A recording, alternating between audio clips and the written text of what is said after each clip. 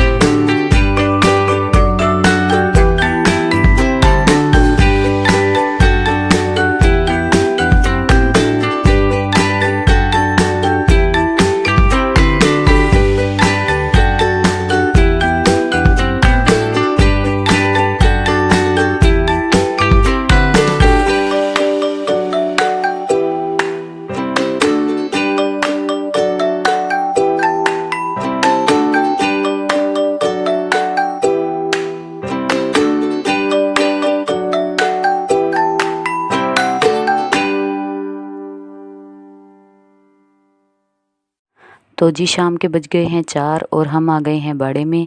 तो सबसे पहले आकर हम कटिया बछिया और जो भैंस है उसको बाहर निकालते हैं, ताकि जो अंदर का स्पेस है वो खुल जाए और मिल्किंग करने में हमें आसानी हो। तो उसके बाद हम इनके नीचे करते हैं क्लीनिंग, गोबर उठा के झाड़ू वगैरह लगा देते हैं। और उसके बाद मैं चूल्हे पर ही बनाती हूँ दलिया, जो नेक्स्ट डे के लिए होता है दोनों टाइम का। 1 टब भर के मैं दलिया पहले ही बना लेती हूँ, क्योंकि गर्मी की वजह से दलिया ठंडा नहीं होता। और दाने में हम यूज़ करते हैं चोकर, सरसों खली और दलिया, क्योंकि दलिए में फ़ैट होता है और चोकर में कैल्शियम। और जो सरसों खली है वो गर्मी में पशुओं के लिए बहुत अच्छी रहती है।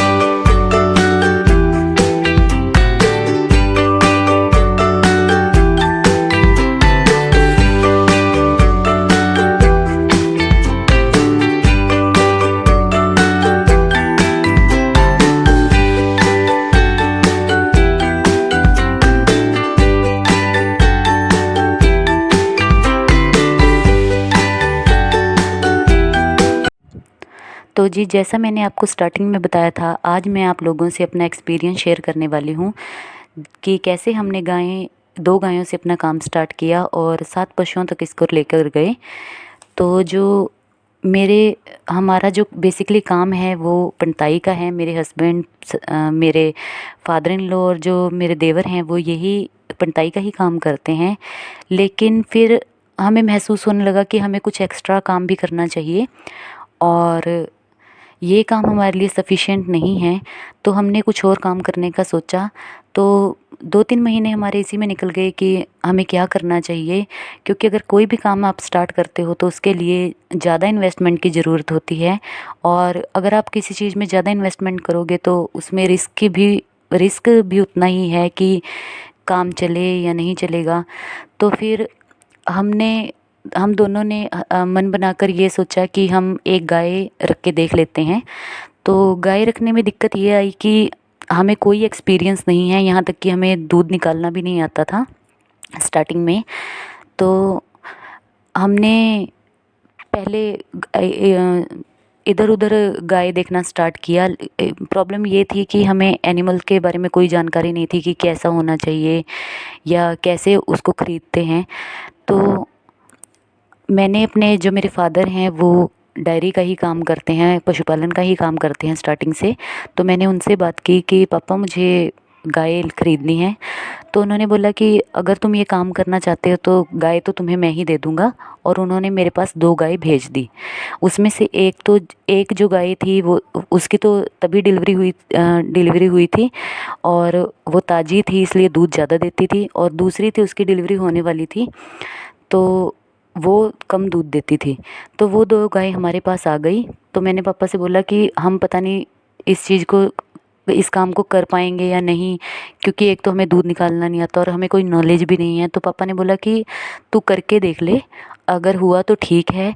क्योंकि जब हम स्टार्टिंग में कोई भी काम करते हैं या गाय भैंसों का ही लगा लीजिए, तो हमें एक्सपीरियंस तो है नहीं था, तो इससे जो पशुओं का बिगड़ने के चांसेस ज़्यादा रहते हैं, क्योंकि उनके कैसे ख्याल रखा जाता है, क्या उनको फीड डालते हैं या डिलीवरी के टाइम पे उनकी क्या देखभाल की जाती है, हमें कुछ एक्सपीरियंस नहीं था।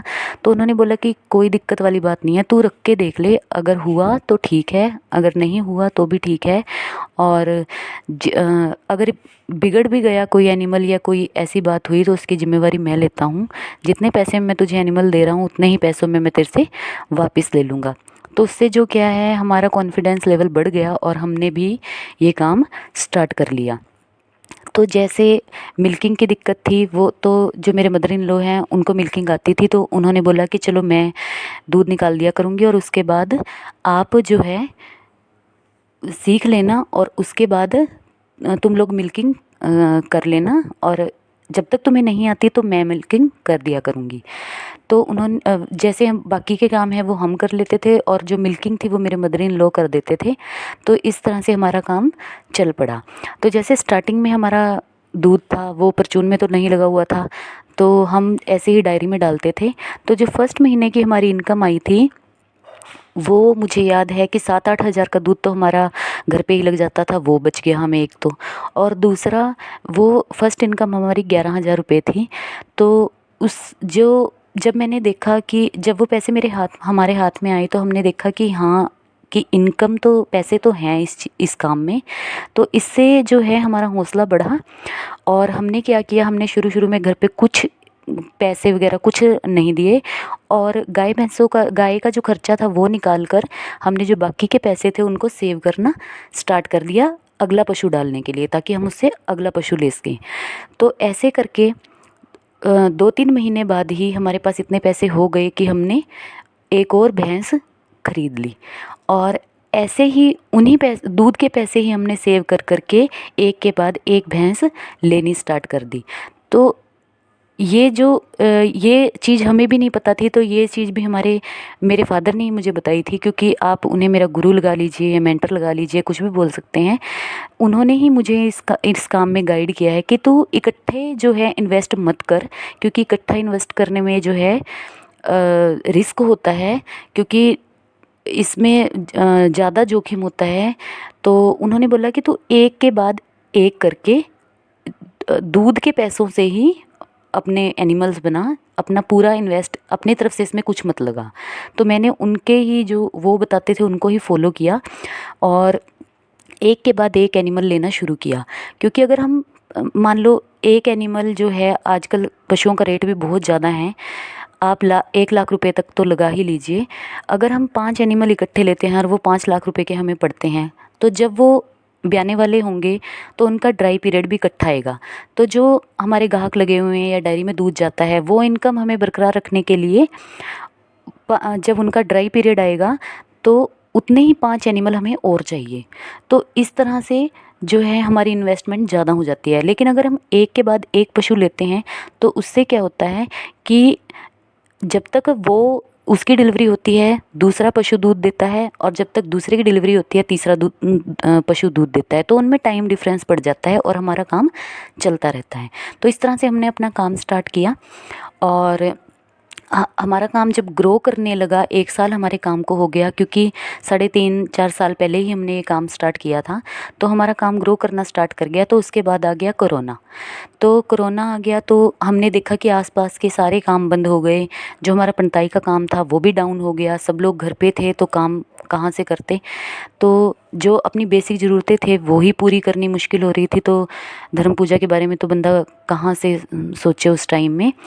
तो तब मुझे एहसास हुआ कि हमारा दूध का काम ही था जो उस टाइम पे चल रहा था। तो तब मुझे महसूस हुआ कि जो ये हमारा काम है ये 12 महीने 30 दिन चलने वाला काम है, क्योंकि दूध की ज़रूरत तो हमेशा रहती ही है।